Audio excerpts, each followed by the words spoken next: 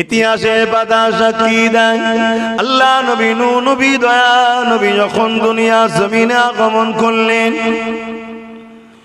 আমার নবী পাক এসে দেখছেন দুনিয়া জমিনে বড় হয়ে দেখছেন এই জমিনের উপরে মানুষগুলো ক্ষমতা জোরে মানুষের প্রভু হওয়ার স্বপ্ন দেখছে, ক্ষমতা জোরে মানুষকে দাস দাসী বানিয়ে দিয়েছে, ক্ষমতা জোরে মানুষের বেটিগুলোকে কৃতদাস দাসী রাখেল বানিয়ে দিয়েছে, ক্ষমতা জোরে এমন করে নিজের মাকে পর্যন্ত হত্যা করছে, ক্ষমতা জোরে রোম তৎকালীন সময় পৃথিবীর সুপার পাওয়ার ছিল।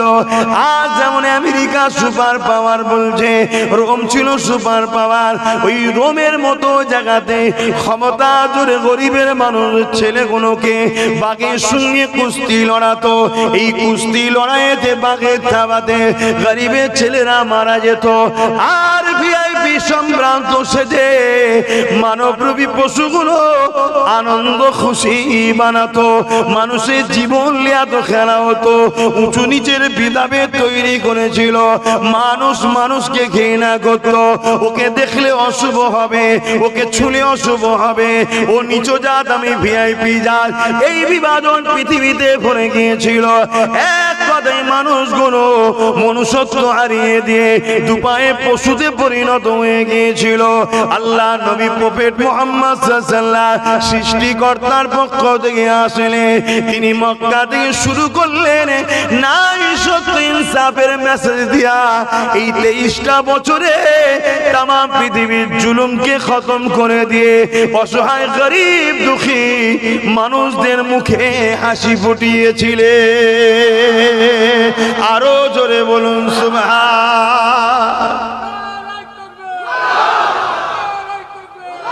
বাপেরা নজওয়ান তরুণেরা আল্লাহ নবী নূহ নবী দয়া নবী কতটা কষ্ট করেছে। এই নজওয়ান তরুণেরা এই জমিনের উপরে মানুষগুলোকে মক্কার বাজারে তুলে ওখানে মেলার সময় নিলামে তোলা হতো, ধনীরা এসে খরিদ করে নিয়ে যেত। আল্লাহ নবী নূহ নবী দয়া নবী ওই গরিব অসহায় মানুষগুলোর পাশে দাঁড়িয়ে জালিম অত্যাচারী শাসক আবু জেহেল উতবা সাহেবের বিরুদ্ধে কথা বলেছে। আল্লাহ নবী তাদেরকে বুঝিয়েছে কেন মানুষে মানুষকে কিনা বেচা করো, কেন মানুষকে গোলাম বানাতে লেগেছো।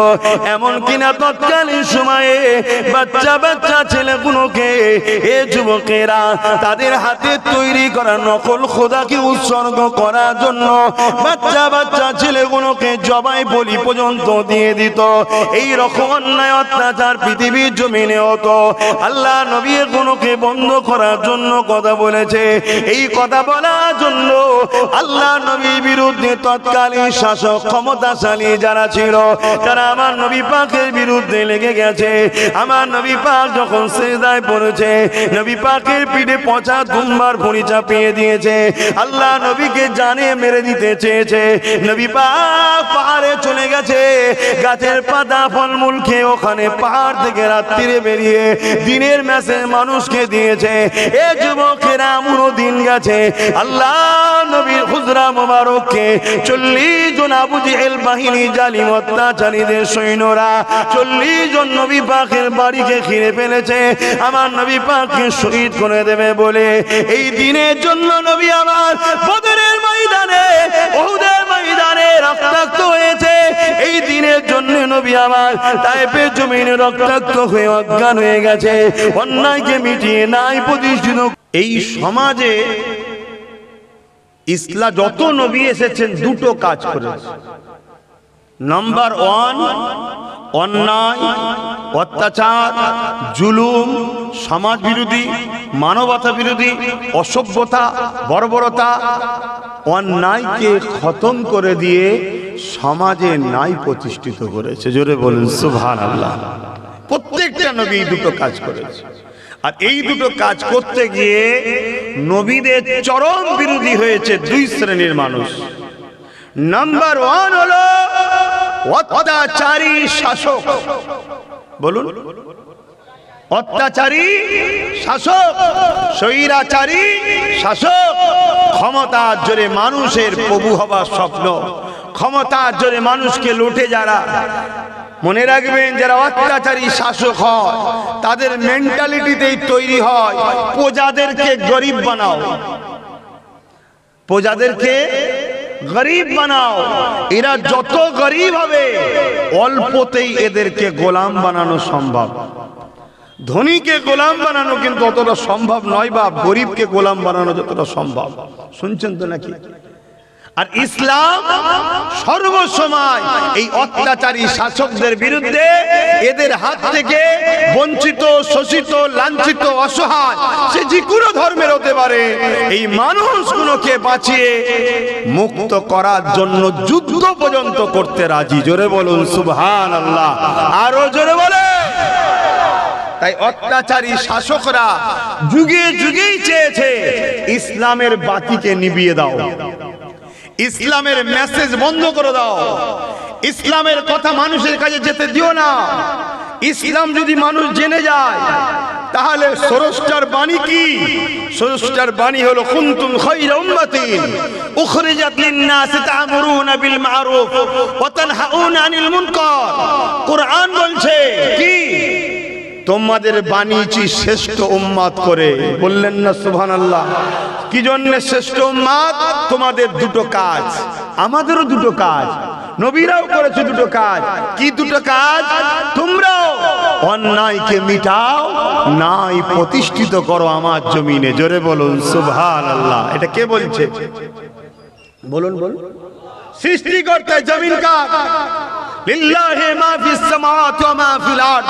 জমিন, আসমান এবং এর মধ্যে যা কিছু আছে সব কিছু সৃষ্টি মালিক হলো একজন। তিনি কে? আমি সবার জবান খুলে আওয়াজ দিতে হবে, কে? আরো জোরে বলুন, কে? তিনি বলছেন এই জমিনে তোদেরকে আমি শ্রেষ্ঠ উম্মত করে পাঠিয়েছি, শ্রেষ্ঠত্বের মুকুট দিয়ে পাঠিয়েছি। যদি শ্রেষ্ঠত্বের মুকুট খুলে পশু হয়ে আসিস তাহলে জাহান্নাম, আর শ্রেষ্ঠত্বের মুকুট যদি নিয়ে আসিস তাহলে জান্নাত। শ্রেষ্ঠ উম্মত হতে গেলে কাজ দুটো, কি? অন্যায় মিটাও, নাই প্রতিষ্ঠিত করো। আমরা এই কাজ করি? বলুন। আমরা তো অন্যায়ের পক্ষে সাপোর্ট করি, অন্যায়ের দালালি করি, অন্যায়ের পিছনে ঘুরে বেড়াই, আল্লাহ দিয়া কদম নিয়ে অন্যায়ের র্যালিতে যায়, আল্লাহ দিয়া হাত নিয়ে অন্যায় সন্ত্রাস জালিমদের ঝান্ডা ধরে ঘুরে বেড়ায়। আল্লাহ আমাদেরকে মারবে না? এজন্যই তো জালিমকে মাথায় বসে। আর এর উল্টোটাই, এর উল্টোটাই দেখুন। জাহান্নাম আর জান্নাত একদিন কথা বলছে। জাহান্নাম জান্নাতকে বলছে যে জান্নাত, তোর থেকে আমি জাহান্নাম বড় ভিআইপি। বলছে কেন? বলছে আমার মধ্যে পৃথিবীর শ্রেষ্ঠ শ্রেষ্ঠ রাজারা থাকবে, যেমন নমরুদ, ফেরাউন, আবু জেহেল, উদবা, সাইবা, আবু লাহাব, উমাইয়া, এজিদ, চিঙ্গিস খান, হিটলার। আজকে আমাদের গুণ যদি পরিবর্তন না হয়, এগুলোও জাহান্নামে ঢুকবে। শুনছেন তো নাকি? জাহান্নাম গর্ব করে বলছে আমার ভেতরে পৃথিবীর বড় বড় রাজাগুলো থাকবে। জান্নাত তখন বলছে শোন, আমার ভেতরে দোনো জাহানের সুলতান মোহাম্মদ রসুল থাকবে। জোরে বলুন সুবহানাল্লাহ। তোমরা কোন দিকে থাকতে চাও? নমরুদের সাথে, ফেরাউনের সাথে, সাদ্দাতের সাথে, আবু জেহেলের সাথে, না দোনো জাহানের সুলতানের সাথে? দোনো জাহানের সুলতানের সঙ্গে থাকা স্বপ্ন দেখছো জান্নাতে, আর দুনিয়ায় কাদের সাথে থাকবে? তাহলে এটা কেমন বিচারিতা হচ্ছে না? এটা কেমন মুনাফিকি হচ্ছে না? তাহলে পরিবর্তন হবার জন্যই তো জলসা নাকি? তাহলে বুঝতে হবে তো নাকি? মুসলিম দাবি করলেই জান্নাত নয়। এ নবী বংশের আওলাদ আমি, দাদা পীরের খুন আমার শরীরে, জান্নাত নাকি সার্টিফিকেট দিলে? না, আমাকে রসুলের হুকুম অনুযায়ী জীবন গড়তে হবে। তবে মনে রাখবেন আমার আল্লাহ জালিমের সাথে কোনোদিন নাই। সে জালিম যদি কোনো মুসলিম দাবিদারও হয় তার সাথে আল্লাহ নেই, আর মজলুমের সাথে আল্লাহ থাকে। মুসলিম যদি অন্য ধর্মের গরিব ঘরের অন্য ধর্মেরও লোক হয়, তার উপরে যদি জুলুম হয়, মনে রাখবেন আমার আল্লাহ ওর সাথে আছে। কেন? ও তো আল্লাহরই সৃষ্টি। শুনছেন তো নাকি? আর তুমি মুসলিম দাবি করতে পারো, তুমি যদি জালিম হও, তোমার সাথে কিন্তু আল্লাহ নেই।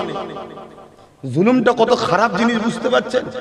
আজকে সেই জুলুম পুরো পৃথিবীতে ছেয়ে যাচ্ছে, সেই জুলুম আমার দেশে ছেয়ে যাচ্ছে, সেই জুলুম আমার রাজ্যে ছেয়ে যাচ্ছে। গত কালকের কথা, 15-20 জন মিলে বেলগাছিয়াতে, কলকাতার মতো জায়গাতে আমার রাজ্যে 3 জন মুসলমানকে গণভাবে পিটিয়েছে। অপরাধ কি? তারা মুসলমান। শুনছেন তো নাকি? আমার রাজ্যে এটা ঘটছে। চারিদিকে পুরো অশান্তির আগুন দাবানলের মতো ছুটছে। এই দাবানল, এই অশান্তিকে মিটাবার নাম ইসলাম। নামাজ যেমন ইসলামের নাম, রোজা যেমন ইসলামের নাম, হজ যেমন ইসলামের নাম, এটা হলো ব্যক্তি জীবনের ইসলাম। আমি নামাজ পড়েছি, আমার উপকার আপনাদের হয়েছে। আপনি নামাজ পড়বেন, আপনার উপকার আমার হবে। কিন্তু এই সমাজ যদি দুর্নীতি মুক্ত করা যায়, পুরো সমাজের মানুষ দুর্নীতির হাত থেকে বাঁচবে। এই সমাজ যদি নেশা মুক্ত করা যায়, এই সমাজ নেশা থেকে বাঁচবে। কি গো, নেশা মুক্ত করা দরকার তো নাকি? কিন্তু যে তো বলছেন, আর আমরা যারা সমাজকে নেশাগ্রস্ত বানাচ্ছে, আমরা তো তাদেরই পিছনে ঘুরে বেড়াই। আর আপনি না করেন, আমি না করি, আমাদের মতো হাজারো মুসলমান আছে না? না, বিশেষ করে দুঃখ লাগে তাদের ঘরে দেখে যারা আলেম উলামা ইমাম দাবি করে মাতাল সরকারের পিছনে থাকে। শুনছেন না? শোনেন? সরকার তো নয়, মাতাল। স্কুল বন্ধ করে মদের অফিস খুলছে, মদের দোকান খুলছে। হচ্ছে না? হয় নাই? তা ইসলাম মদ মুক্ত করেছে, আর আমরা মুসলমান মাতালকে সাপোর্ট করে সমাজকে মাতাল বানাচ্ছি। আমরা বলছি জান্নাত যাব। হ্যাঁ, মরতে হবে বেটা। কবরে মনে রাখবে যেমন জান্নাতের টুকরা হবে, কবরটাই জাহান্নামের একটা গর্ত হবে, 99টা সাপও থাকবে। এখানে চিল্লালে কষ্ট হলে কেউ তো পাশে এসে বলে, হারা কি হয়েছে রে? ওখানে কেউ দেখান না, কেউ দেখান না। লিয়ে গিয়ে মিনহা খালাকনাকুম ওয়া ফিহা নুঈদুকুম ওয়া মিনহা নখরিজুকুম তাহারাতান উখরা বলে মাটি চাপাতে দেবে। ওই 99টা সাপ এবং জাহান্নামের গর্ততে তোমায় থাকতে হবে যদি তুমি ইসলামের দুশমনদের সঙ্গে তাল দাও। ভুলের মাপ আছে, কিন্তু ইসলামের ক্ষতিকারকদের মাপ নাই। কারণ ইসলাম আমার বাপ তোমার বাপের দ্বারা প্রতিষ্ঠিত হয়নি। ইসলাম আমেনা লালের খুন ঝরেছে ইসলামের জন্য। সেই ইসলামকে আজকে আমরা মিটাচ্ছি নিজে হাতে করে, মুসলমান আমরা মিটাচ্ছি। আরে কি কেন্দ্র সরকার, কি রাজ্য সরকারের বিরুদ্ধে কথা বলবেন? ওদের ঘাড়ের মাজাল আছে নাকি ইসলামের বিরোধী করার? এতে সবচেয়ে বড় গাদ্দার হলো আমার কওমের আলেম উলামা মুনাফিকের এক শ্রেণী। এরা এদের দালালি করে, এদের কাছ থেকে টাকা নেয়, সেই টাকা নিয়ে এই জাতিকে এদের কাছে বুঝিয়ে বাজিয়ে বিক্রি করে। কথা মাথায় ঢুকছে? কষ্ট হচ্ছে নাকি? কষ্ট হলে কিছু করার নেই। যতক্ষণ ধরে জান আছে ততক্ষণ বলবো, কেন আমি হুজুরকে ভালোবাসি। এই ইসলামের জন্য আমার নবী কত কষ্ট করেছে। আবার একবার জানিয়ে দিই, ইসলাম বলতে কি? এক কথাই শান্তি। কিন্তু আমাদের মধ্যে ঢুকিয়ে দেওয়া হয়েছে দাড়ি, টুপি, নামাজ, রোজা, যাকাত, এটাই ইসলাম। হ্যাঁ, এটাও যেমন ইসলাম। মনে রাখবেন ইসলামের প্রথম কাজ কি? ইসলামের সব থেকে ভালো কাজ কি? আল্লাহ নবীকে এক ইহুদি ধর্মের মানুষ জিজ্ঞাসা করলো, এ আব্দুল্লাহর বেটা মুহাম্মদ সাল্লাল্লাহু আলাইহি ওয়াসাল্লাম, ইসলামের সব থেকে ভালো কাজ কি? আল্লাহ নবী বলেছিলেন, খোদার্থ মানুষকে খানা খাওয়ানো। তাহলে ইসলাম কাকে বলে? খোদার্থ মানুষকে খানা খাওয়ানো। ওই খোদার্থ মুসলমান হলো খাওয়াও, ওই খোদার্থ যদি হিন্দু হয় তাকেও খাওয়াও, ওই খোদার্থ যদি আদিবাসী, সাঁওতাল, বাগদি, মতুয়া যেই হোক না কেন, খোদার্থ যদি দেখো কাউকে, তাকে খানা খাওয়াও। আল্লাহর সৃষ্টিকে খানা খাওয়ানোর জন্য আল্লাহ তোমাকে জান্নাতি খানা খাবে। এ যুবকেরা, ইসলাম কাকে বলে? ইসলাম ইনসাফের নাম, ইসলাম ইনসানিয়াতের নাম, ইসলাম মানবতার নাম, ইসলাম মনুষ্যত্বের নাম, ইসলাম বিভাষিত মানুষের পিপাসা মিটাবার না। এক কথায় সমাজকে দুর্নীতি মুক্ত করার না, সমাজকে ঘুষ মুক্ত করার না, সমাজকে অত্যাচারের হাত থেকে বাঁচাবার না। দাড়ি টুপি নামাজ রোজা এটাও যেমন ইসলাম, এটা ব্যক্তি জীবনের ইসলাম, কিন্তু সমাজ জীবনের ইসলাম হলো এই সমাজকে মদ মুক্ত করতে হবে। যে মদের কারণে আমাদের যুব ছেলেদের সংসারগুলো নষ্ট হয়ে যাচ্ছে। 100টা যদি সংসারে ডিভোর্স হয়, মদের কারণে 80টা ডিভোর্স হয়েছে। 100টা যদি খুন হয়, মদের কারণে 80টা খুন হয়েছে। 100টা যদি অ্যাক্সিডেন্ট হয়, মদের কারণে 80টা অ্যাক্সিডেন্ট হয়েছে। এ যুবকেরা, তরুণেরা, এই যে আমার বাংলার বেটি ডাক্তার তিলোত্তমা আজও ডাক্তারি করতো। যদি মদ ব্যান থাকতো তাহলে ওইভাবে একটা মানুষের উপরে অত্যাচার করতে পারতো না। মদ মানুষের মনুষ্যত্বকে নষ্ট করে, মদ মানুষের লিভার কিডনিকে নষ্ট করে, মদ মানুষকে জানোয়ারে পরিণত করে দেয়। তার হুঁশ থাকে না, সেই হুঁশ হারা হয়ে যায়। আমাদের তিলোত্তমা বুলকে কি অত্যাচার করলো দেখো। এই মদকে ব্যান করার জন্য প্রত্যেকটা উলামাদের আওয়াজ তোলা দরকার ছিল, প্রত্যেকটা পীর পীরজাদাদের আওয়াজ তোলা দরকার ছিল। সেই সরকারের সাথ দেবো ক্ষমতায় আসার পরে মদকে ব্যান করবে, কিন্তু দুঃখের বিষয় এই প্রতিবাদ আওয়াজ না তুলে যে সরকার ভারতের মধ্যে নম্বর 1 মদ বিক্রিতে মডেল পেয়েছে, সেই সরকারের দালালি করে পীর পীরজাদা মোল্লা মলি সাহেবরা। অসুবিধা হচ্ছে? আমাকে যখন নিয়ে এসছেন আর আপনারাও যখন এসে বসেছেন, আমাকে তো চেনেন নাকি? কিন্তু আমি কি ইসলাম বিরোধী কিছু বলছি? কথা বুঝছেন না, বোঝেন না? আপনাদের অসুবিধা হচ্ছে? কি হলো আব্বা, বসেন না, একটা চেয়ার দে, মুরব্বিকে চেয়ার দে। শুনছেন তো নাকি? তাহলে বলুন, আল্লাহ নবী এমনি বলেছেন আখরি জামানায় মসজিদ ভর্তি লোক থাকবে। শুনছেন তো নাকি? মসজিদ ভর্তি লোক থাকবে, একটাও ইমানদার থাকবে না। নবী বলেছে আখরি জামানায়। কেন বুঝতে পারছেন না? ইসলাম কাকে বলে? অন্যায়ের বিরোধী করার নাম, অন্যায়কে সাপোর্ট করার নাম। কথা বলছো না তো যুবকগুলো? অন্যায়ের বিরোধী করার নাম ইসলাম না অন্যায়কে সাপোর্ট করা? তাহলে অন্যায়কে বিরোধী যে না করে তার মধ্যে ঈমান থাকে? চলে আসুন না একটু রাসূলুল্লাহর হাদিস দেখি। আল্লাহ নবী বলছেন অন্যায় দেখলে হাত দিয়ে রোখো, যদি হাতে ক্ষমতা না থাকে মুখ দিয়ে রোখো, মুখে যদি ক্ষমতা না থাকে অন্যায় তন্তর থেকে ঘৃণা করো। এই যে প্রতিটা জায়গায় জায়গায় মদের যে ফ্যাক্টরি, মদের যে লাইসেন্স দেওয়া হচ্ছে, এটা নাই না অন্যায়? কথা বলছো না তো? আর এটাও তোমাদের জেনে রাখা দরকার, কালকে কেউ কোনো মোল্লা মলি সাহেবই বলতে পারে যে গণতান্ত্রিক দেশ, কি করা যাবে বলতে পারে। শোনো, আমার দেশের সংবিধান মদের বিরুদ্ধে, এটা জেনে রেখে দাও আজকে। শুনছেন তো নাকি?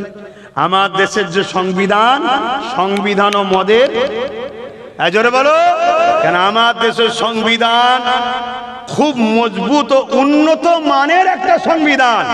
আমার দেশের সংবিধান দেশবাসীর ক্ষতি চাই না, কল্যাণ চাই। তাই আমার দেশের সংবিধান মদের বিরুদ্ধে। কেন? মদ যুব সমাজকে ধ্বংস করে দিচ্ছে। যেমন ডেমো ভেতর থেকে কুড়ে কুড়ে খায়, নেশা জাতীয় জিনিস যুবকগুলোকে কুড়ে কুড়ে খাচ্ছে। এদের যুব সমাজ আর সংসার জীবনে মিল নাই, এজন্য প্রায় বাড়িতে এখন পরকীয়া চলছে। কেন? এই নেশা নেশা নেশা। এ যুবকরা, নেশা বন্ধ করো। নেশা তোমাকে ভেতর থেকে কুড়ে কুড়ে কুড়ে কুড়ে খায়। সূরাতে সকলে দেখতে বাইরে ভালো লাগবে, ভেতরে যে অরিজিনাল, যে কিভাবে বলি, পুরুষের যে পাওয়ার, নেশা ওই পাওয়ারকে সর্বপ্রথম অ্যাটাক করে। যে কোনো নেশা হোক, তার মধ্যে মদ আবার চরম ভাবে। অনেক আবার ভালো ভালো ছেলে আছে, শিক্ষিত পণ্ডিত, মানে শিক্ষিত ভূত যাদের ঘরে বলা হয়, তারা বলে কি করা যাবে, একটু টেনশন টেনশন লাগলে একটু মাঝে মাঝে খেতে হয়। শুনছেন তো নাকি? আরে মদ খেলে টেনশন কমে না, টেনশন বাড়ে। আজকে হঠাৎ করে ডাক্তার বলবে কিডনি শেষ, শুনছেন তো নাকি? টেনশন বাড়লো না কমলো? আপনি তো কিনছেন দেখছেন এক লেভেলের ওপরে লেভেল লাগানো যায় না, যায় না? হ্যাঁ, 2012 লেভেলের ওপরে 2025 মেরে দেবে। আপনি তো খেয়ে নিলেন, ঢক ঢক ঢক ঢক করে মেরে দিলেন, দিয়ে রাত্রিরে ঘরে ঢুকে বউকে বলছেন আম্মা জান ভালো আছেন তো? এই করে না, করে না? আমি তো দেখেছি অনেক সময় রাস্তাতে যাই, কোথায় কিছু না রাস্তার বীজখানা দাঁড়িয়ে আছে, পুরো একদম কাঁচা বেঁধে খালি গায়ে দাঁড়িয়ে আছে। আমি ড্রাইভারকে বলি হরেন দিস নি, এখানে যদি হরেন দিস তাহলে বিপদের রাস্তা পাবেনি, চুপ করে দাঁড়িয়ে থাকে। আলোটা পারিস তো বন্ধ করে দে। এদিকে জলসাওয়ালা ফোন করছে, আগে যখন রাত্রির আরো জলসা করে, এখন তো কি বলে দিনে সন্ধ্যে সন্ধ্যে জলসা করে, সে কিছুতেই সরবে না। কথা বুঝে আসছে না? কখনো কখনো দেখি রাস্তার ধারে পড়ে আছে, পুরো ধুলো টুলো মেখে বোঝা যাবে না, মানে কোনো গাড়িওয়ালা একটু যদি বাই চান্স হয়ে যায় বাম্পার মনে করলেই ব্যাস গেল। শুনছেন তো নাকি? মানে চিনাও মুশকিল, এমন হয়ে আছে। কি জিন্দেগি এটা? এটা কি জিন্দেগি? শ্রেষ্ঠ মানুষ রাস্তার ধারে পড়ে আছে আর কুকুর ঠ্যাং তুলে মুখে মুছছে, এটা জিন্দেগি? নিজেকে বুঝাও। হুকুমত চাইবে তুমি মাতাল হও, তাহলে ভোটের সময় এলে এক বোতলেই তোমার কাজ মিটে যাবে। হুকুমত চাইবে এটা তোমাকে মাতাল বানাবার, কেন তুমি যদি মাতাল হও তোমার পরিবার বেটিগুলোকে হুকুমতের যারা চালা চামটা ক্যাডার বাহিনী তাদের দ্বারা ভোগের পাত্রী বানানো হবে, তোমার হুঁশি থাকবে না। শুনছেন না শোনেন? কিন্তু তোমার ইজ্জত, তোমার বেটি আজকে কি হচ্ছে, তোমার এই নেশাতে তুমি সব শেষ হয়ে যাচ্ছ। কি গো আমার অজে কারো কষ্ট হচ্ছে নাকি? বা কষ্ট হলে সোজা রাস্তা, ঘরে যে শুয়ে পড়ে, তাবারুক আছে যা, তো বিপদ হয়ে যাবে।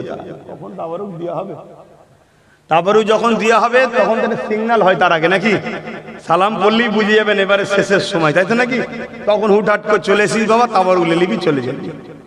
আর যদি মনে হয় যে না আমারও আমার বাচ্চার ভবিষ্যতের জন্য কথা বলছে, আমাদের নিউ জেনারেশনের ভবিষ্যতের জন্য কথা বলছে, তাহলে বাপ অন্তরে ঘেঁটে লাও কথাটা। মানুষ চেনো, আপন চেনো, আপন চেনো।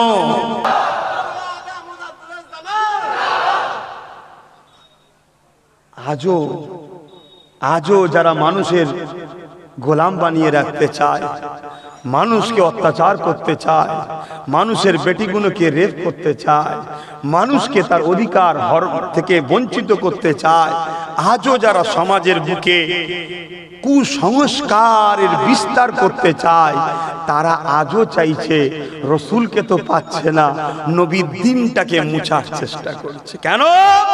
ইসলাম যদি থাকে আর তুমি যদি মুসলমান হও, তোমার চোখের সামনে যখন কোন এসসি এসটির উপরে জুলুম হবে, তুই নিচু জাত, তুই আদিবাসী, তুই দলিত, তুই এমন করে আমাদের সাথে বসতে পারবি না, বা কোন মুসলিম গরির উপরে জুলুম হবে, তুমি যদি সত্যি ইমানদার হও, ওর কোন ধর্ম দেখলে হবে না, জালিমের বিরুদ্ধে তোমায় দাঁড়িয়ে ওই অসহায়কে বাঁচাবার নাম হলো ইসলাম। জোরে বলুন সুবহানাল্লাহ। তাই জালিম অত্যাচারীরা যারা মানুষকে নিজেদের গোলাম বানাতে চায়, কিদোদাসী বানাতে চায়, মানুষের খোদা হতে চায়, ক্ষমতার জোরে মানুষের প্রভু হতে চায়, তারা চায় ইসলামকে মুছে দাও। তার একটা ছোট্ট নমুনা হলো 2025 ওয়াকফ সংশোধনের নামে সংবিধান বিরোধী কালা কানুন। কেন? কেন্দ্রে যে সরকার আছে, এ সরকার মানবতা বিরোধী সরকার, এ সরকার ইসলাম বিরোধী সরকার, এ সরকার মুসলমান বিরোধী সরকার, এ সরকার আদিবাসী দলিতদের দুশ্মন সরকার, এ সরকার আমার দেশের বিরুদ্ধে সরকার। আজকে দেশের এয়ারপোর্টকে পাবলিকের হাতে তুলে দিল, দেশের ট্রেনগুলোকে, রেল স্টেশনগুলোকে সব বিক্রি করে দিচ্ছে। দেশের জিনিসপত্র দিনকে দিন দাম বেরিয়েই যাচ্ছে। দেশের মধ্যে 100 কোটি কম বেশি মানুষ আজকে বেকার বেকার বেকার হয়ে গেছে, এদের কোনো না কারবার আছে না ইনকাম আছে। এভাবে আজকে এরা মানুষকে গোলাম বানাতে চাইছে। এদের নজরে দেখছে ইসলাম যদি থাকে তাহলে আমাদের এই মিশন কিন্তু সাকসেসফুল করা, জোরে বলো, সম্ভব নয়। তাই ইসলামকে মিটাতে গেলে ইসলামের পেহচান হলো মসজিদ, তাই মসজিদকে প্রথম মিটাও। ইসলামের প্রতিষ্ঠিত, ইসলামকে সমাজের বুকে প্রতিষ্ঠিত করা বা প্রজেক্ট করা বা ইসলাম ছড়ানোর মূল সেন্টার হলো মাদ্রাসা। এই মাদ্রাসাগুলোকে ব্যান করো এবং আমাদের হাজার হাজার বছরের ভারতের বুকে আমরা আছি তার পেহচান হলো আমাদের কবরস্থান। শুনছেন তো নাকি? এবং খানকাকে টার্গেট করেছে কেন? খানকায় নবীর প্রেমিক বানানো হয়, আর নবীর প্রেমিক যারা হয় তারা একটা মঈনুদ্দিনই যথেষ্ট সব জালিমকে খতম করার জন্য। জোরে বলুন সুবহানাল্লাহ। এজন্য এরা টার্গেট করেছে, শুনছেন তো নাকি? কিন্তু আজ টার্গেট করেছে, আন্দোলনের দরকার আছে না নাই? কিন্তু 2000 আজ থেকে 10 বছর আগে থেকে আমি বলছি ওয়াকাফ যাচ্ছে, বলছি না বলিনি? আমার সাথ দিয়েছিলে, আমার বিরোধী করেছে উলামারা এক শ্রেণী, সবাই নয়। আমার বিরোধী করেছে ইমামরা এক শ্রেণী, সবাই নয়। মসজিদের মধ্যে আল্লাহর ঘরে দাঁড়িয়ে নবী বংশের আওলাদের বিরোধী করেছে, আল্লাহর ঘরে দাঁড়িয়ে বিরোধী করেছে। কথা মাথায় ঢুকছে না? ঢোকে না। দেখুন, লোহা না হলে লোহা কাটা, জোরে বলো, যায় না। আইন যখন কেউ করে যে পাওয়ারে, ওই পাওয়ার না হলে আইনকে রুকাও।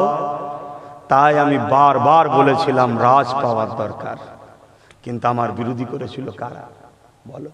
কোন হিন্দু পাড়ায় আমি যখন যেতাম ভয় লাগতো না, কোন অমুসলিম পাড়ায় গেলে ভয় লাগতো না যে এরা আমার সাথে ঝগড়া করবে নাকি।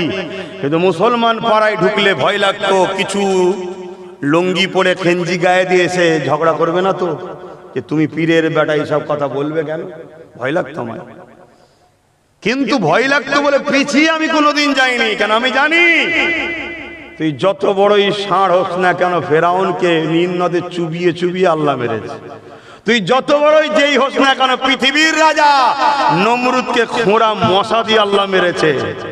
কিন্তু প্রেস্টিজ বলে একটা জিনিস আছে না নাই? সম্মান বলে একটা জিনিস আছে না নাই? আর পাশাপাশি ঘরেও দুশ্মন। এখানে কিছু হলে আবার হাওয়া দিবার জন্য লোক আছে, শেষ করে ফেললো, সব মান সম্মান ডুবিয়ে ফেললো, সিলসিলা ধ্বংস হয়ে গেল, এ বলারও লোক আছে না নাই? সিলসিলা ধ্বংস হয়ে গেল। আল্লাহর ঘর এখন শেষ, মসজিদ শেষ, মাদ্রাসা শেষ, কবরস্থান শেষ, ঈদগাহ শেষ। তুমি কি ভাবছো রুকে দেবে? তুমি কি ভাবছো রুকে দেবে? তুমি কি ভাবছো সুপ্রিম কোর্টে কেস চলছে? তুমি ওই খেয়ালে থাকো না। তুমি জানবে আর এক মুনাফিকের পাল্লাই পড়ে আছো, তোমাকে এই সব ভাবিয়ে রেখে দিয়েছে। আর আমি যা ভাবছি বললে তোমরা অজ্ঞান হয়ে যাবে। কথা বুঝে আসছে? আমি বেশি বলবো না। কেন বেশি বলবো না?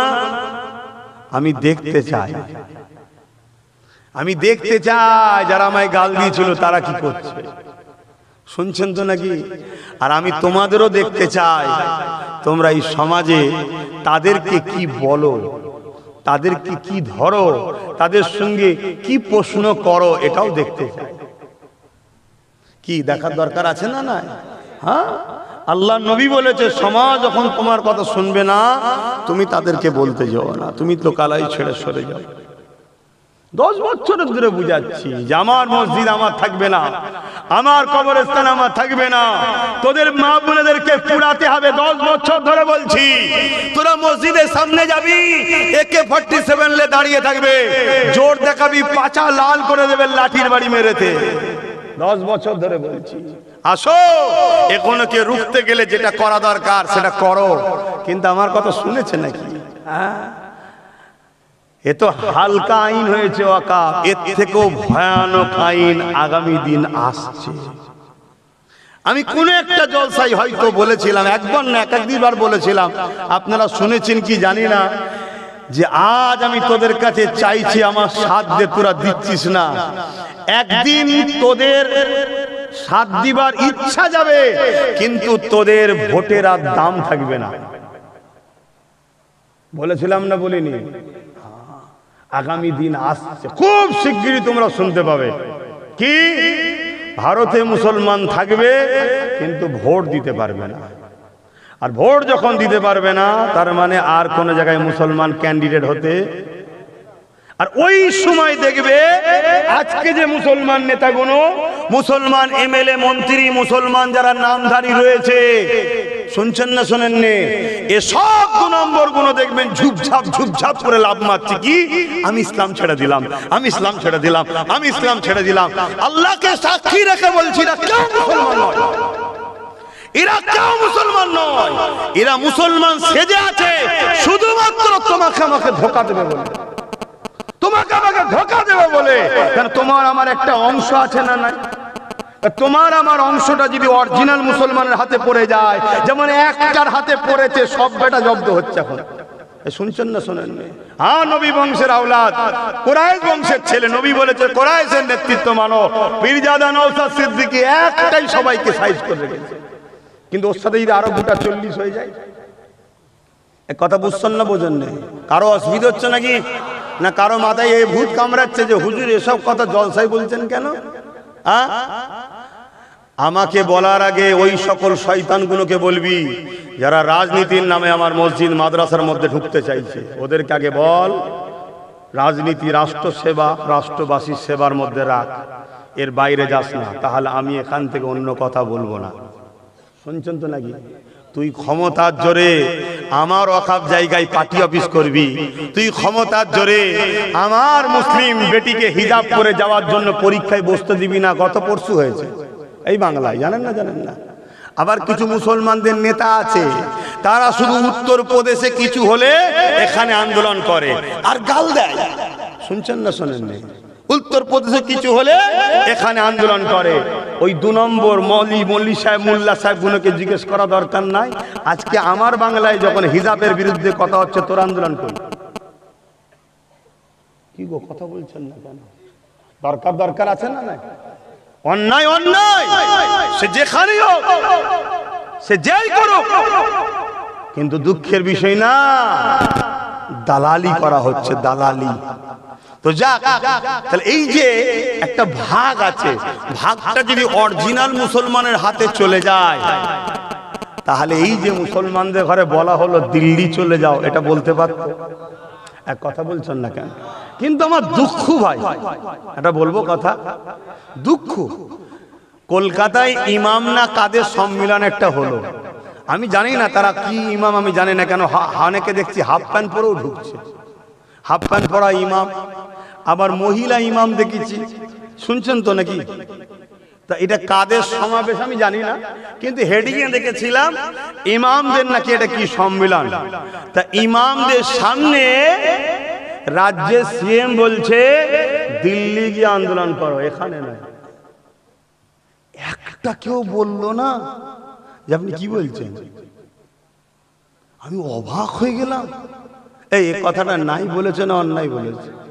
আমি সবাইকে জিজ্ঞেস করছি, বোবা শয়তান করে আল্লাহ কিয়ামত দিন তুলবে, মরণের সময় কুকুরের মতো মরতে হবে। হক কথা বলো, নাই না অন্যায়? তাহলে এত বড় একটা অন্যায় কথা, সংবিধান বিরোধী কথা, আমার মসজিদ মাদ্রাসা, আমার কবরস্থান, আমার ধর্মীয় ঐতিহ্যকে আমি বাঁচাবার জন্য চিল্লাতে পারবো না, এখানে দিল্লি চলে যাও, এত বড় কথা বলছে ইমাম মৌলী সাহেবদের সামনে, একটা কেউ বললো না। রাজ্যের সিএম বলেছে, এটা তো দুঃখ, অবশ্যই দুঃখ, কিন্তু এই দুঃখটা আমার অতটা নয়। কেন? তো আমি আগে থেকে জানি এই ইসলামের দুশ্মন, আমি আগে থেকে জানি। আপনারা হয়তো নাও জানতে পারেন, আমি জানি ইসলামের দুশ্মন, তাই আমি 1 মিনিট ভাই ফোনটা তুলছি। দরুদ শরীফ আল্লাহুম্মা, আচ্ছা আচ্ছা ঠিক আছে, আল্লাহ। আমি ফোন তুলতাম না, প্রথমে ফোন আমার পরিবার করেছে, আমি কিন্তু তুলিনি, কিন্তু এই ফোনটা নওশাদ করেছে তাই তুললাম, কেন ওর দিকে আমার মন পড়ে থাকে কোথায় কিছু হলো নাকি, ওই জন্য ও ফোন করলে আমি যেখানেই থাকি ফোন আমি তুলি। কথা বুঝে আসছে? কেন আমি ওর সাথে জান মাল দিয়ে আছে, এটা মনে রাখবেন। কথা বুঝে আসছে না? না, শুধু ভাই হিসাবে নয়, ও গরিবদের ঘরে গরিবদের দরদিও, গরিবদের জন্য কাজ করছে। সে মুসলমান হোক, হিন্দু হোক, আদিবাসী হোক, সাঁওতাল হোক, বাগদি হোক, গরিবদের হয়ে কাজ করছে। এই কাজটা আমার ভালো লাগছে। যেদিন ও দেখবো ভুল করছে, ওর ফোন তো তোলা দূরের কথা, ওর সব থেকে বড় দুশ্মন আমি হব। শুনছেন না শোনেন নে? হ্যাঁ, মায়ের পেটের ভাই তো কি হয়েছে, ইসলাম তোমার থেকে আগে আমার কাছে, নবী তোমার থেকে আগে আমার কাছে।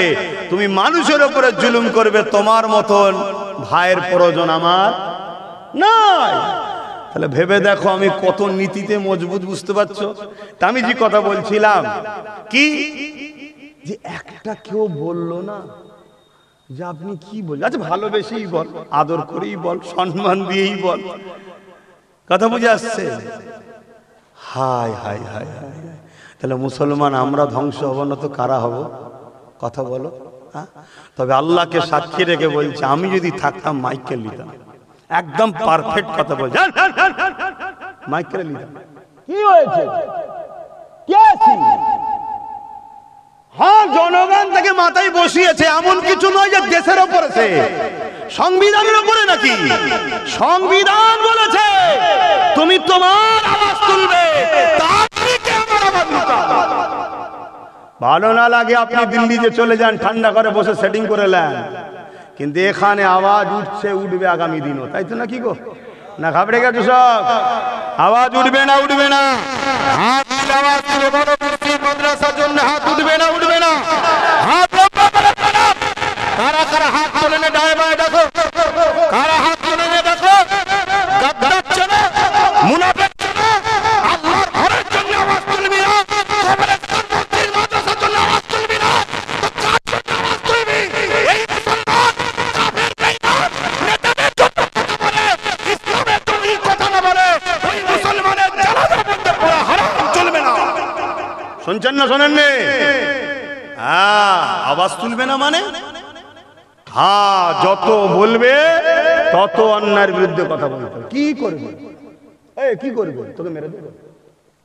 তোর যদি কপালে থাকে, আমার যদি কপালে থাকে, মসজিদ মাদ্রাসার হয়ে লড়াই করে মরা, এই মরাটা ভালো না খারাপ? অত বড় কপাল করতে পেরেছে আব্বাসের দিকে? অত বড় কপাল তোদের আছে? আমি যুবকদের বলছি, বাপেদের তুই তুকারি করছি না, এদেরকে একদম ভাই বলি, তাই তুই তুকারি করি। খারাপ লাগছেন না তো? এ আমার আগে থেকেই অভ্যেস ভাই। কি গো, খারাপ লাগছে? আব্বাজানদের বলছি না, আমি যুবকগুলোকে বলছি। কেন আপনি আমার বাপ হন, আর এই বেটা গুণ আপনার আমার ভাই হয়, এগুলোই তো দরকার। যুগে যুগে ইসলামের সব থেকে উপকারে লেগেছে যুব সমাজ। হ্যাঁ, মুরব্বীরা দুঃখ করলে হবে না আপনাদের, আপনারাও একদিন এই যুবক পিরিয়ডটা কাটিয়ে দিয়েছেন, ঠিক না বেটি? তাহলে বলো, এত বড় অন্যায় কথা বললো, কিন্তু একটা কোনো মোল্লা মলি সাহেব কিছু কথা বললো? তারপরে বেরিয়ে এসে কেউ কিছু বলেছে?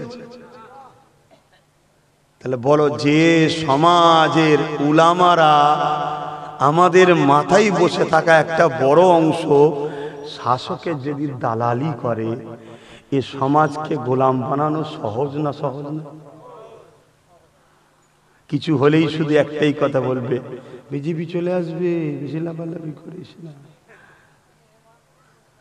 শুনছেন তো নাকি? বিজেপি চলে আসবে, বেশি লাফালাফি করিস না। কিন্তু আজকে গত পরশুদিন কি শুনলাম, মুর্শিদাবাদে গিয়ে 70% মুসলমান যেখানে কি বলছে, পশ্চিম বাংলায় যদি ওয়াকাফে কেউ গুলোগুলি করে, মানে হুড়োহুড়ি আন্দোলন করে, সব থেকে দুশ্মন হব আমি তার। কি শুনছেন তো নাকি? মানে আমি আমার মসজিদের জন্য, মাদ্রাসার জন্য, কবরস্থানের জন্য কথা বললে রাজ্যের সিএম আমাদের দুশ্মন হবে। শুনছেন তো নাকি? আমার পায়ের জুতোর দাম আছে, ওর দাম আমার কাছে নাই। শুনছেন আমি কি বলছি? হ্যাঁ, আমার পায়ের জুতোর দাম আছে, ওর দাম আমার কাছে নাই। আপনারা দাম দিতে পারেন, আপনারা দাম দিচ্ছেন বলে তো খোদা আপনাদের ঘরে মেরে দিয়েছে। শান্তিতে আছেন? আমি আপনাদের বলতে আপনি আপনি নয়, যাকে বুঝাবার ঠিক বুঝছে, কত গায়ে পেতে নেবেন না। যাকে বলার ঠিক বুঝাচ্ছি, যদি সে শুনে হিদায়েত হয়। শুনছেন তো নাকি? হ্যাঁ, মান আহাব্বা লিল্লাহ ওয়া আবগাদা লিল্লাহ ওয়া আতা লিল্লাহ ওয়া মানা লিল্লাহ ফাকাদ ইসতাকমালাল ঈমান। ভালোবাসবো আল্লাহর জন্য, দুশমনি করব আল্লাহর জন্য, আত্মীয়তা করব আল্লাহর জন্য, বিচ্ছেদ হব আল্লাহর জন্য। এ যুবকেরা, সেই আল্লাহর ঘরের জন্য কথা বললে কেউ যদি বলে দুশমন হব, মসজিদ মাদ্রাসা কবরস্থানের জন্য কথা বললে কেউ যদি বলো দুশমন হব, এই রকম দুশমন পুরো পৃথিবী যদি ভরে যায়, তাদের বিরুদ্ধে যুদ্ধের ঘোষণা আমাদের সেদিনও ছিল, আজও আছে, কিয়ামত পর্যন্ত যুদ্ধের ঘোষণা থাকবে। ঠিক না বেঠে? কি করবি তোরা? পুলিশদের জেলে দিবি? জেলে তো আছি। আর দুনিয়া ও সিজরুল মুমিনিন, মুমিনদের জন্য দুনিয়াটা হলো জেলখানা। তাই তো নাকি? মুমিন যে নয় তার কথা বাদ দিন, মুমিন যে হবে দুনিয়ায় প্রতিটা কদম ফেলে আল্লাহর ভয়ে ফেলে, মুমিন যে হয় দুনিয়ায় প্রতিটা মুহূর্তে আল্লাহর ভয়ে থরথর করে কাঁপে, মুমিন যে হবে সে নিঃশ্বাস টানার আগে ভাবে ছাড়তে হয়তো নাও পারি, চলে যেতে হতে পারে। বেরোবার আগে আল্লাহ বারকত দিলেন দয়া করে, নাও তো বেরোতে পারতো, আর বার যে করেছি নাও তো টানতে পারি। ঠিক না বেটি? কিসের এত টেনশন, কিসের এত চিন্তা? হ্যাঁ, এ যুবকেরা মনে রাখবেন, ফিরআউন জুলুম করেছিল মুসা নবীর উপরে, তার অনুসারীদের উপরে। সেদিন ফিরআউন মনে করেছিল আমি বড় দাদা, আমার বড় মজা লাগছে, কিন্তু মনে রাখবেন মুসা নবীও চলে গেছেন, মুসা নবীর অনুসারীরাও চলে গেছে, ফিরআউনও কিন্তু মারা গেছে। মুসা নবী আজকে পৃথিবীর জমিনে হিরো, আর ফিরআউন হলো নীল নদ কেমন করে মিশরের জমিনে পড়ে আছে সবার কাছে। আজকে দিনে ফিরআউন হলো একটা অত্যাচারী জালিম ভিলেন। তাই তো নাকি? আর মুসা নবী আজকে সবার কাছে প্রিয়। জোরে বলুন সুবহানাল্লাহ। তাহলে মরণ দুজনেরই হয়েছে না হয় না? কথা বলছে না তো? মুসা নবীর আগে হয়েছিল না ফিরআউনের আগে মরণ হয়েছিল? কেন এত শক্তি? তো কি বুঝছেন? কি বুঝছেন? নবীর উম্মতেরা, ইমানদার উম্মতেরা, মোহাব্বত করো আল্লাহ রসুলকে, মজবুত করে ধরো, জুলুম করো না, অন্যায় করো না, আর অন্যায়ের সঙ্গে সাথ দিও না। তোমার বিরুদ্ধে যে প্ল্যান করবে সেই প্ল্যানে আল্লাহ তাকেই জড়িয়ে দেবে। পারে না? পারে না? আমি অনেক আগে বলতাম একটা কথা, এই যে কি বলেন তো, এটা কি কটাকা ইন্ডিয়ার তো নাকি? হ্যাঁ, আমার কাছে ইন্ডিয়ার থাকে, আমার কাছে পাকিস্তানের থাকে না। কেন? আমার দেশের কিছু দেশপ্রেমিক 26-27টা পতাকা পটাপট করে বার করে ফেললো, দেখলেন না কলকাতায়? হ্যাঁ, জানেন তো নাকি? আর ওরাই শুধু স্লোগান যখন দেয় ইন্ডিয়ার বিরুদ্ধে দেয়, পাকিস্তানের পক্ষে দেয়। দেখবেন ভুল শুধু ওদেরই হয়। তার মানে কি? অ্যাকচুয়ালি হক কথা ফক করে বেরোয়, ওরা অ্যাকচুয়ালি পাকিস্তানেরই পক্ষে। শুনছেন তো নাকি? আমার দেশটাকে শেষ করে দিচ্ছে ওরা। কষ্ট হচ্ছে নাকি? তো এটা কটাকা, আর এটা একই একই, একটু বলবেন ধরে বাবা, এটা কটাকা? আর এটা এইদিকে গান্ধী বাবুর ছবি, আর এইদিকে লাল কেল্লা, তাই তো নাকি? দুটোই আমাদের, লাল কেল্লা আমাদের, গান্ধী বাবু আমাদের, কিন্তু বর্তমান যেগুলো আছে ওগুলো আমাদের নয়। তো এইগুলো কি? 500 টাকা, তাই তো? আর এটাও টাকা, রিপিট আর উপিট, টাকা একটাই, তাই তো নাকি? আমি অনেক আগে বলেছিলাম কেন্দ্রে আর রাজ্যে সব একটাই জিনিস, টাকা, রিপিট আর উপিট। এখন মিলছে না? মেলে নেই। আইনটা করেছে কেন্দ্র সরকার, সংবিধান বিরোধী এবং ইসলামের ওয়াকাফের বিরুদ্ধে, তাই তো নাকি? তা লড়াই হবে তার বিরুদ্ধে, ইনারা তো কষ্ট হচ্ছে কেন? প্রশ্ন আছে না নাই? কেন জানেন কষ্ট হচ্ছে? শুনবেন, এই শুনবেন না কষ্ট হচ্ছে? কার কার শোনার ইচ্ছা আছে একটু হাত তুলে দেখা। তাহলে শুনুন, কেন্দ্র সরকার যে আইন করেছে না, ওই আইনের মধ্যে অনেক ঘোটালা করেছে। একটা আইন করেছে, যদি কেউ 12 বছর ধরে ওয়াকাফের জায়গা দখল করে রাখে, তাহলে সেই জায়গা ওয়াকাফের আর থাকবে না, তার হয়ে যাবে। শুনছেন? মানে এতদিন ধরে ওই আইনে কি ছিল, কেউ যদি ওয়াকাফ শুধু নয়, যে কোনো ধর্ম, হিন্দুদের হোক, আদিবাসীর হোক, সাঁওতাল হোক, সবার কিন্তু এরকম সম্পদ আছে। এটা একটা মিথ্যা প্রচার চলছে কেন্দ্র সরকারের, যে মুসলমানদের আছে অমুসলিমদের না, এটা মিথ্যা প্রচার করছে। আমাদের যেমন ওয়াকাফ আছে হিন্দু ভাইদের দেওবত্য সম্পদ, আদিবাসীদের জল জঙ্গল, খ্রিস্টানদেরও আছে, পাঞ্জাবিদের, শিখেদের সবার ধর্মীয় সম্পদ আছে। ওই টাকা থেকে গরিব মানুষদের সেবা করা হয়, তাদের ধর্মীয় কাজে খরচ করা হয়। তা এই প্রত্যেকটা ট্রাস্টেরই আইনে আছে কি, সংবিধানে আছে কি, যদি কেউ কারো ধর্মীয় স্থানের জায়গাকে দখল করে রাখে, 12 বছর হোক আর 30 বছর হোক বা 300 বছর হোক, ওই ট্রাস্ট বা ওই ধর্মের মানুষ যদি তাকে বলে উঠে যাও, তাহলে তাকে প্রশাসনকে তুলে দিতে হবে। শুনছেন তো নাকি? কেন ধর্মের জিনিস দখল করতে কেউ পারবে না। এটা হিন্দু ভাইদের জন্য থাকবে, খ্রিস্টানদের থাকবে, সবার জন্য ঠিক থাকবে।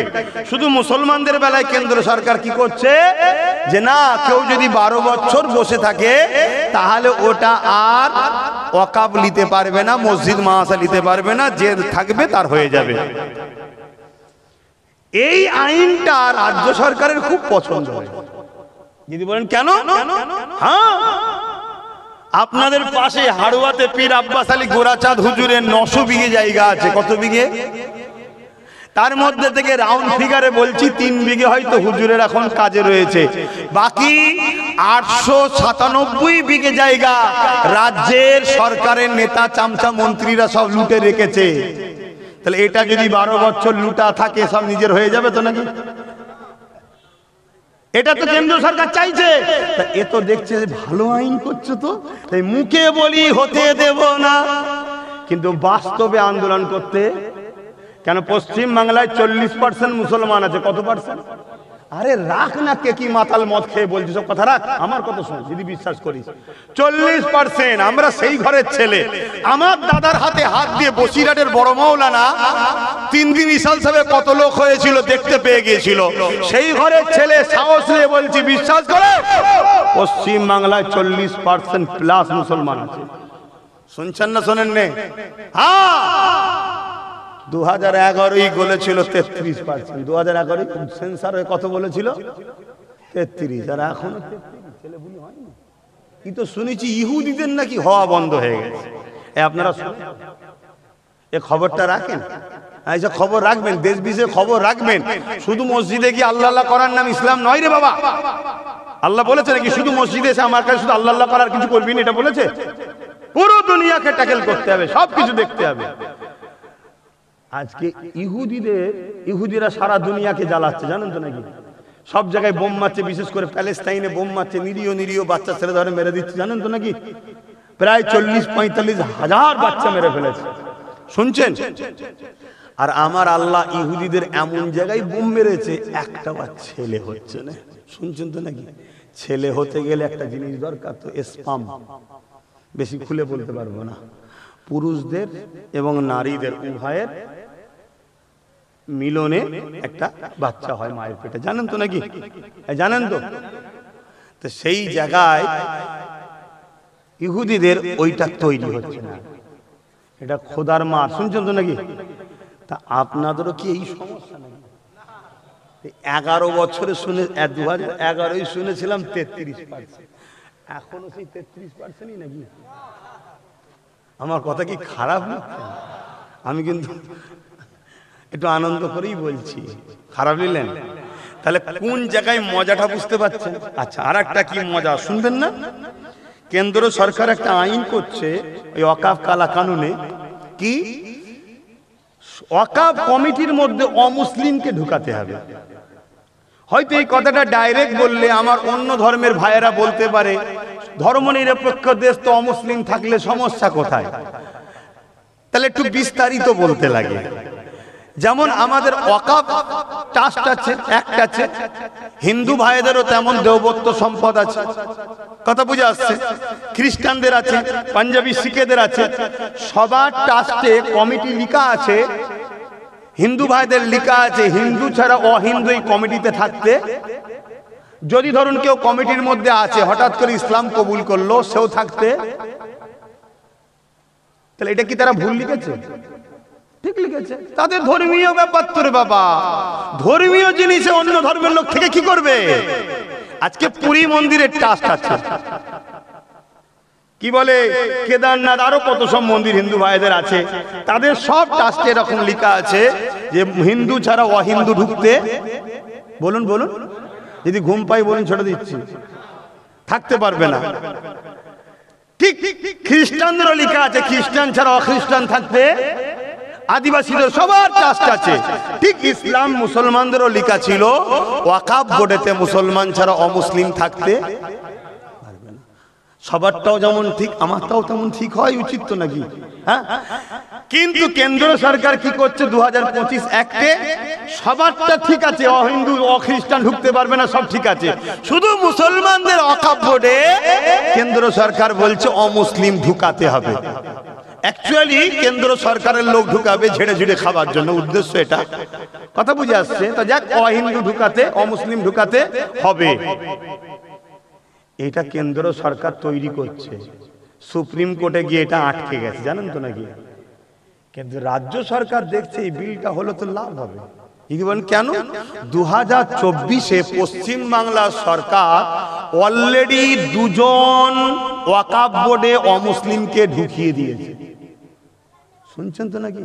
বিজেপি ঢুকাবার জন্য আইন করছে কেন্দ্র সরকার, এখনো ঢুকাতে ঢুকিয়ে। আমার রসুল তাই বলেছিলেন যে আমার উম্মত প্রকাশ্য দুশ্মন তোমাদের ক্ষতি করতে পারবে না, আমার ভয় হয় মুনাফিকরা না তোমার ক্ষতি করে দেয়। তা কেন্দ্রে যে বসে আছে আমাদের প্রকাশ্য দুশ্মন, এটা আমরা কেউ জানি না, কিন্তু ইনি তো ঘুমটা দিয়ে আমাদের মুনাফিক বন্ধু সেজে দুশ্মন। কিন্তু আপনারা চিনতে পারেন না, আমি কিন্তু অনেক আগে থেকে চিনি। যেদিন ঘুমটা দিচ্ছে সেদিনই বুঝেছি নাটক করছে। আর না হয় মসজিদে ঢুকে পড়লে কেন হুড়মুড় করে? এই মসজিদে ঢুকে যায়, কথা বলুন। ঈদের নামাজে আপনাদের মা বোনরা যায়, কেন যায় না? ধর্ম আপনার মা বোন যাবে না কেন? না, ইসলামে নিষেধ আছে। কিন্তু উনি দেখুন কলকাতার রেড রোজে হাজির, যায় না? তা উনি নাই অমুসলিম বলবেন, জানে না। তাহলে আমাদের মোল্লা মৌলী সাহেব কোনো কি করছে বলে না কেন এই সম্বন্ধে? শুনছেন না, শোনেন না? তাহলে সব থেকে বড় আসামি কারা? সব থেকে বড় আসামি হচ্ছে আমার কওমের একদল দাড়িওয়ালা টুপিওয়ালা সেজে মোল্লা মৌলী সাহেব গাদ্দার, ইরা হলো সব থেকে বড়। শুনছেন না, শোনেন নে? চিনবেন কি করে? চীনার ছোট্ট নমুনা বলে যায়, এরা বলে রাজনীতি করি না, কিন্তু নেতাদের সঙ্গে শুধু ফটো পাওয়া যায়। কথা শুনছেন? মনটা খুব কষ্ট হলো নাকি? খুব ব্যথা হয়েছে? তাহলে আমার কথা এখন শেষ কথা, সেটা হলো এটাই, আমরা পশ্চিম বাংলায় আমাদের মসজিদ মাদ্রাসার জন্য কথা বলতে পারি না। যদি কেউ বলে দিল্লি চলে যাও, তাহলে আমাদের ঘরেও 26-এ তাকে বলতে হবে আপনিও দিল্লি যান। কে কে বলতে রাজি আছেন? আল্লাহকে সাক্ষী রেখে হাত তোলেন। আল্লাহকে সাক্ষী রেখে বলছেন তো? আল্লাহকে সাক্ষী রেখে হাত নামান, এটা মনে থাকবে। যদি কোনো মুসলমান এই মসজিদ মাদ্রাসা দুশ্মনকে সাপোর্ট করে, জানবেন ও মুসলমান নয়, মুসলিম সূরাতে মুনাফিক বেঈমান। শুনছেন তো নাকি?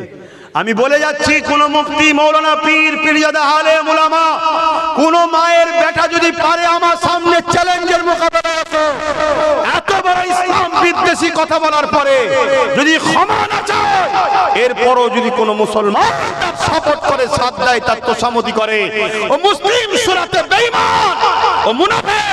আর ওই মুনাফিকের যদি সাথ দেন, তাহলে মনে রাখবেন আল্লাহ ওই মুনাফিকের হাতেই তোমাদেরকে শেষ করবে। সূরা বাকারা, কোরআনের কথা বলছি, সূরা বাকারায় আল্লাহ বলছে, তোরা আমাকে আর আমার হাবিবকে ছেড়ে দিয়ে আমার ও আমার হাবিবের দুশমন যারা, তাদেরকে যদি তোরা নিয়ে উঠা বসা করিস, আমি আল্লাহ তাদের হাতে তোদেরকে মিটাবো। কথা মাথায় ঢুকছে? তাহলে আমি আপনাদের দুশমনি করছি না বাঁচাবার চেষ্টা করছি? এবার লিভার হয় নেবেন, না লিভার হয় মার তো আল্লাহর পক্ষ থেকেই হবে। আচ্ছা বলুন তো, এই যে গাছের পাতাগুলো আল্লাহর বিনা হুকুম ছাড়া লড়তে পারে? আচ্ছা ফেরাউন যে রাজা হয়েছিল খোদার হুকুম ছাড়া হয়েছিল? নমরুদ যে রাজা হয়েছিল খোদার হুকুম ছাড়া হয়েছিল? আমার ভারতবর্ষে এত বিশাল দেশের প্রধানমন্ত্রী কে হবে এটা খোদার বিনা হুকুমে হয়? জোরে বলেন না। তাহলে আল্লাহ এই জালিমকে কেন করলো? কথা বলেন। দুটো কারণ মনে রাখবেন, দুটো কারণ। একটা হলো মোমেনদের ইমানের পরীক্ষা নেবে আল্লাহ। এই দেখছেন না, ভয় করি না, হক কথা বলতে হবে, যে না বলি আল্লাহর কাছে ধরা পড়তে হবে। এটা হলো ইমানের পরীক্ষা। আর দেখবেন অনেকে বলে কি করা যাবে, কি হবে, কাজ বন্ধ করে দেবে, টোটো চালাতে দেবে না, এই হবে ওই হবে হ্যান হবে, বলে না বলে না? ইমান দুর্বল বাপ, ইমান দুর্বল। ইমানদারদের ইমান পরীক্ষার জন্য। আর দ্বিতীয় নম্বর আল্লাহ জালিম শাসক বসায় মুনাফিকদেরকে সাইজ করার জন্য। কথা বুঝে আসছে? অতএব বাপ হকের পক্ষে থাকো, হকের পক্ষে থাকো। আমি সংক্ষেপ করব, তার আগে আরেকবার বলে দিয়ে যাই, আমার রাসূলুল্লাহ দ্বীনের জন্য অনেকটা কষ্ট করেছে।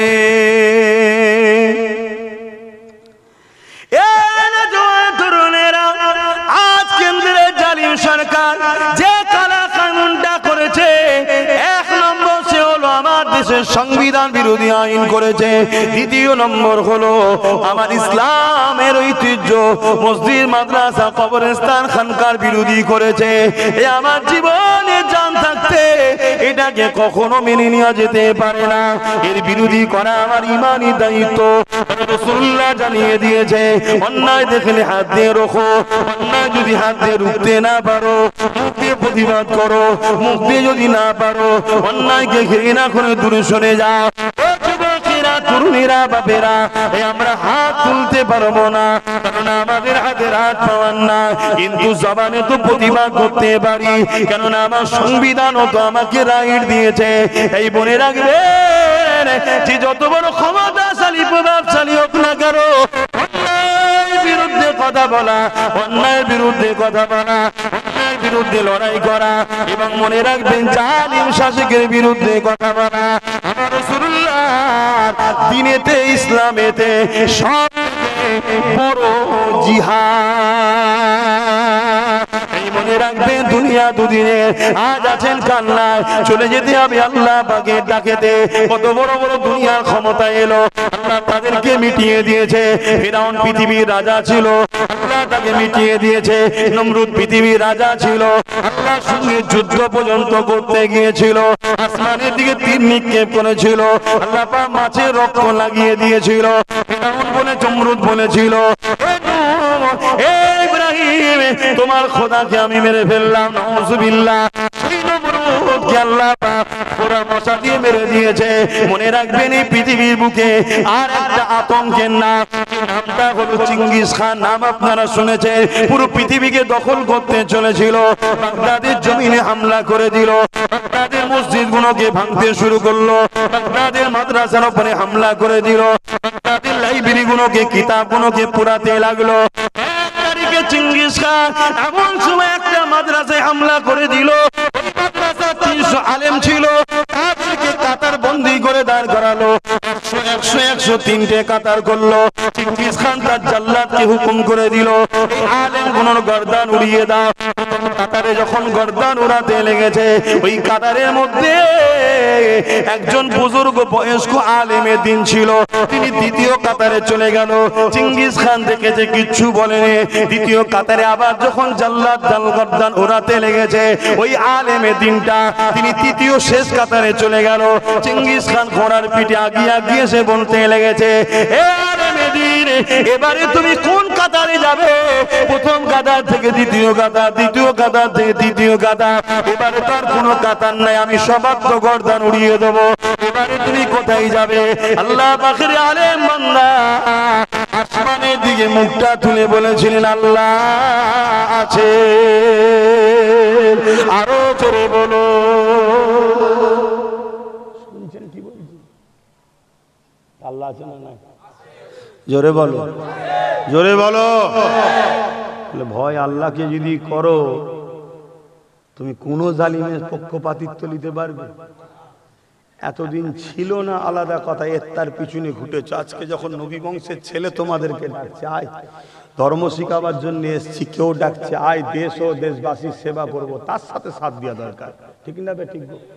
আজকে সুপ্রিম কোর্টে কেস করার বেলায় সে, হজ হাউস থেকে মদ বার করার বেলায় সে, কোনো জায়গায় মুসলমান, আদিবাসী, দলিত, হিন্দু যেই বিপদে পড়ুক তার পাশে দাঁড়াবার জন্য সে, আর তুমি 500 টাকায় নিজেকে বিক্রি করছো।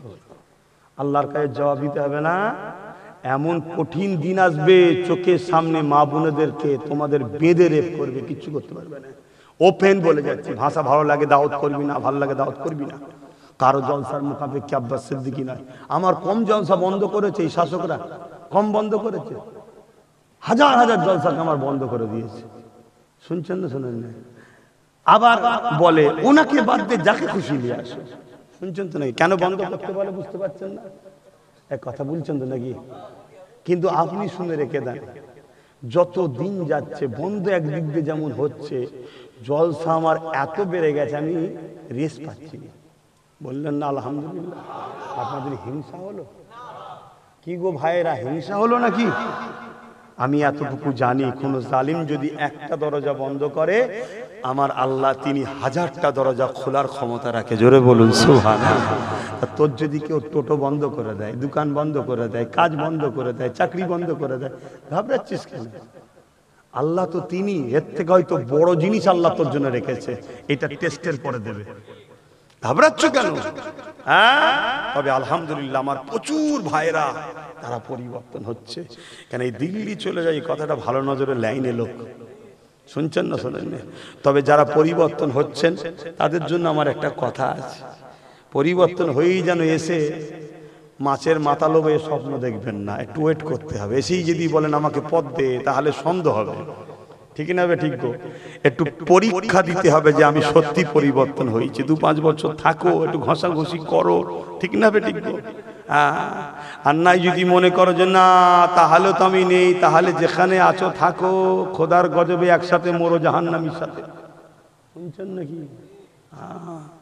আমার কথা বাপ স্পষ্ট, কেন আল্লাহ মুখ সেলাই করে পাঠায়নি, পুরো খুলে পাঠিয়েছে, আর বড় মতোই মুখ দিয়েছে, তাই তো নাকি গো? যে বল বল বল, হক কথা বল, হক কথা বল। তুই কাকে ভয় করবি? আমি আল্লাহ, আমাকে ছাড়া পৃথিবীর কারো কোনো ক্ষমতা নেই তোর কিছু করতে পারে। যা কিছু হবে আমি আল্লাহ, আমার হুকুম হবে। আর তুই যদি আমার হোস, আমি তোর জন্য যেটা করব তোর কল্যাণের জন্য করব। জোরে বলুন সুবহানাল্লাহ। আমার আল্লাহ ইসলামের জন্য, কোরআনের জন্য লড়াই করতে গিয়ে আমার মৃত্যু দেয়, অবশ্যই আমার কল্যাণের জন্য আমার মালিক দেবে বেহিসাব জান্নাত পাবো। জোরে বলুন সুবহানাল্লাহ। এতে ঘাবড়াবার তো কিছু নেই, এতে কোনো ঘাবড়াবার কিচ্ছু নেই। আরে কত লোক মদ খেয়ে পুকুরে উল্টে মরে যাচ্ছে, কত লোক অ্যাক্সিডেন্ট করে ছেঁতরে যাচ্ছে, কত লোক কত রকম ভাবে মরছে।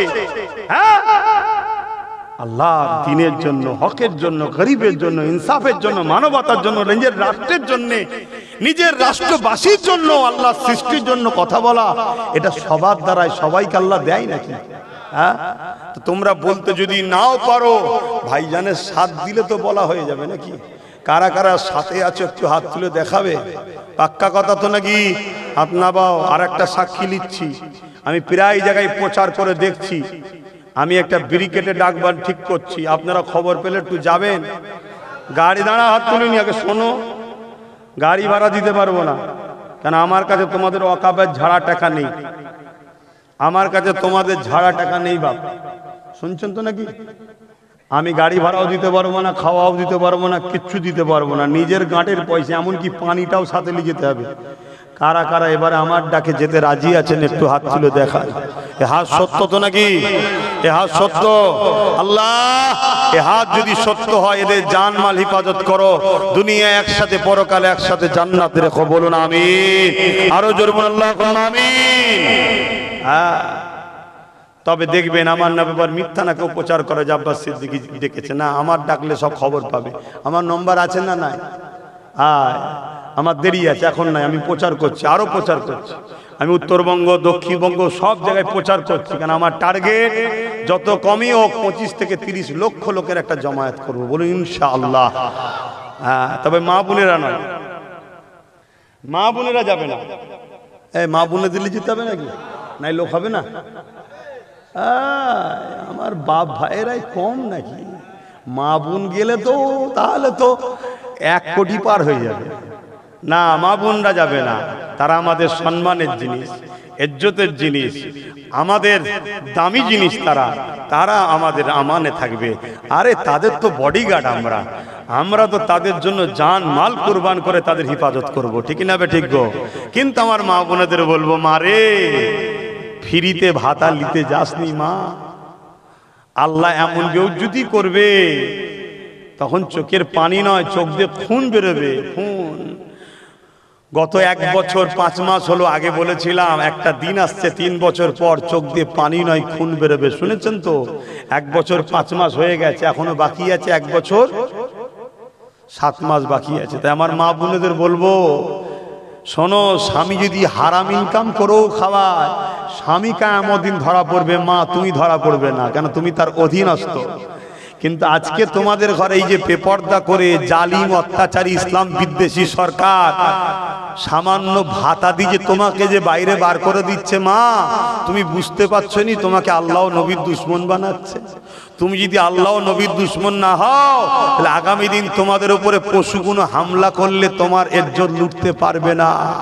আর তুমি আল্লাহ রসুলের দুশমন যদি হয়ে যাও, তোমার ইজ্জত লুটে নেবে, তুমি কিচ্ছু করতে পারবে না মা, তুমি কিচ্ছু করতে পারবে না বোন। তাই সাবধান হও, সাবধান হও। এতে আবার দেখবেন কিছু মোল্লা মুলি সাহেব ফতোয়া দেয়, হ্যাঁ কেন নেবে না, কেন নেবে না? তার মানে কি, আকবর যেমন দিনে ইলাহি লিখেছিল মুলি সাহেবদের, জানেন তো নাকি? লিখে সমাজকে বলে বেরিয়েছিল, হ্যাঁ আকবর যা বলছে ঠিকই করছে। বড় বড় মাওলানারা বলেছিল আকবর যা করছে ঠিকই করছে। আকবর ঈদের নামাজ বন্ধ করে দিয়েছিল, শুনছেন তো নাকি? আকবর আরো অনেক কিছু করেছিল, দ্বীনে ইলাহি ইসলামের বিরুদ্ধে তৈরি করেছিল। আর তার প্রচার করছে কে? আলেম উলামারা। মুজাদ্দেদে আল-পেশানি বিরোধী করেছিল, মুজাদ্দেদ আল-পেশানি বিরোধী করেছিল। মুজাদ্দেদ আল-পেশানি যখন বিরোধী করেছে, মুজাদ্দেদ আল-পেশানিকে জোর করে আকবর জেলে ভরে দিয়েছিল, শুনছেন? জোর করে আকবর জেলে ভরে দিয়েছে। আর মুজাদ্দেদে আল-পেশানি যখন জেলের মধ্যে গেছে, জেলার এসে আকবরকে বলছে, হুজুর জাহাপানা জলদি করে মুজাদ্দেদ আল-পেশানিকে জেল থেকে বার করেন। কেন? বলছে ইন্টারন্যাশনাল ক্রিমিনাল, ডাকাত, খুনি যা জেলের মধ্যে আছে সব তওবা করে নামাজি মুসল্লি সব আল্লাহর ওলি হয়ে যাচ্ছে। জোরে বলুন সুবহানাল্লাহ, আরো জোরে বলুন সুবহানাল্লাহ। ওখানে গিয়েও হুজুর দাওয়াত চালাচ্ছে, শুনছেন তো নাকি? হ্যাঁ, তারপরে কি হলো? আকবর রাগ আরো বেড়ে গেল। আমার আল্লাহর মার কেমন দেখেন, আমার আল্লাহর মার কেমন দেখেন। হযরতে বাদশাহ আলমগীর তিনি আকবর হযরতে মুজাদ্দেদে আল-পেশানির হাতে বায়াত হয়ে গেলেন এবং রাজ ক্ষমতা দখল করে নিলেন। জোরে বলুন সুবহানাল্লাহ। হতভাগা আকবরকে আল্লাহ জাহান্নামে পাঠিয়ে দিল। শুনছেন? ঘাবড়াবার কিছু নেই, আল্লাহ তো আছে, আছে না নাই? শক্তি কমে গেছে। আমার আল্লাহ তো তিনি যিনাকে কখনো কোনো দুর্বলে স্পর্শ করতে পারেন না, যিনি কুল কায়নাতের মালিক, যিনি তোমাকে আমাকে মায়ের পেটে বানিয়েছে, তিনি তো আল্লাহ। তো যাক, ওই আলেম বলল আল্লাহ আছে। জালিম চিঙ্গিস খান রেগে গেল, রেগে গিয়ে বলল আগে এই মৌলানার গর্দানটা উড়াও। যখনই হুকুম করে দিল জাল্লাদ আগিয়ে আসবে, বাস কথা শেষ। চিঙ্গিস খানের মুখ দিয়ে কথাটা বেরিয়েছে, আগের গর্দান উড়াও। সঙ্গে সঙ্গে চিঙ্গিস খান যে ঘোড়ার পিঠে বসেছিল, ওই ঘোড়া লাফাতে শুরু করেছে। শোনো যুবক, শোনো, লাফাতে শুরু করেছে। এত লাফান লাফাচ্ছে, ইতিহাস বলছি, গল্প না। এত লাফান লাফাচ্ছে, তার লাফানো কেউ থামাতে পারেনি। এবার ছুটা শুরু করেছে, ছুটছে আর লাফাচ্ছে, ছুটছে আর লাফাচ্ছে। একটা সময় ব্যালেন্স রাখতে না পেরে চিঙ্গিস খান ঘোড়ার পিঠ থেকে পড়লো, কিন্তু একটা পা ফসকালো, একটা পা পায়ে বেঁধে গেল। ঘোড়া ছুটেই যাচ্ছে। কি হচ্ছে এবারে? কখনো এ গাছে, কখনো এ পাথরে, কখনো এখানে। চিঙ্গিস খান লাগতে লাগতে লাগতে তার মাথা লাগতে লাগতে ফেটে ঘিনু বেরোতে বেরোতে একদম ছিন্ন বিচ্ছিন্ন হয়ে জাহান্নামের কুত্তা যতক্ষণ না জাহান্নামে গেছে, এই ঘোড়া ততক্ষণ থামেনি। জোরে বলুন সুবহানাল্লাহ। জাহান্নামের কুত্তা হলো চেঙ্গিস খান। যদি বলেন কেন? 1 লক্ষর উপরে উলামাকে হত্যা করেছে, কয়েক কোটি মুসলমানকে কতল করেছে। শুনছেন? তারপরেও সেই চেঙ্গিস খানের কোনো নাম নিশানা আছে? এই তার আওলাদদের কোনো পরিচয়, তার খানদান? এই কেউ বলে আমি চেঙ্গিস খানের আওলাদ? এই বলবেন তো? কিন্তু আমার আমিন আল্লাহর রুহানি আওলাদ আজও 200 কোটি হয়ে গেছে। জোরে বলুন সুবহানাল্লাহ। ইসলাম ছিল, আছে, থাকবে। তাহলে সেদিনের ঘোড়া লাপাচ্ছে, সেদিনের ঘোড়া ঘাস খায়। আজকে চেঙ্গিস খান তেলওয়ালা ঘোড়াতে চাপে। শুনছেন তো নাকি? সেদিনের ঘাস খাওয়া ঘোড়া এখন তেলওয়ালা ঘোড়া, তাই তো নাকি? এই তেলওয়ালা ঘোড়াও আল্লাহর নিয়ন্ত্রণে আছে না নাই? আল্লাহর কুদরতি ক্ষমতায় আছে না নাই? কখন উড়ে উড়ে যাবে, একেবারে উড়ে যাবে। শুনছেন না? শুনুন না, ঘাবড়াচ্ছ কেন? ঘাবড়াচ্ছ কেন? অন্যায় দেখলে প্রতিবাদ করবে, সেদিন মুসলমান ঘরের ছেলে হয়। অন্যায় অন্যায়, তাকে মেনে নেওয়া যাবে না। অন্যায়ের পক্ষে কখনো থাকবে না, কথা মাথায় থাকবে। এখন আমি সংক্ষেপ করবো, একটু সালাম দেবো। ইয়া নবী সালাম। খুলে দাও না, এটা খুলে দাও, থাক।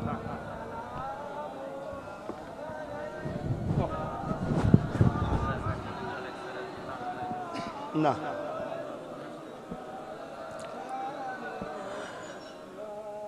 طلع البدر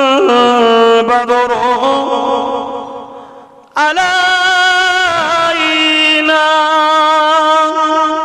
من شنيات الوداع